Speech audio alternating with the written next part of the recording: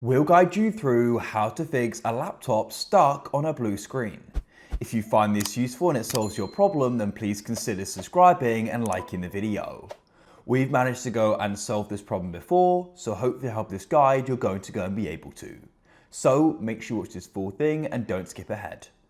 So this can be really frustrating as you're thinking that it's broken, but hopefully we're going to be able to go and resolve it. To get started for the first fix, you want to try just pressing random keys. So you can go over your keyboard and start pressing keys. Some people have said this has actually gone and solved the problem for them. Hopefully that solves it for you. However, if it's still blue, next, what you need to do is go and press Control, Alt, and Delete together.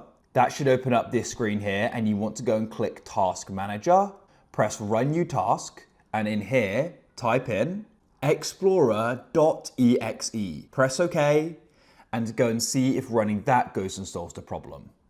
If you find that it still doesn't, what we're going to try doing is finding the power button. What you can try doing is simply tapping it quickly once, wait a few moments and then tap it again and go and see if that solves it. If it still doesn't, what you want to try doing is just tapping and long holding it. So we'll go and do that now. It'll then go black. Just give it a second or two and then you can go and tap it again. Hopefully when it comes back on, it's now going to be working.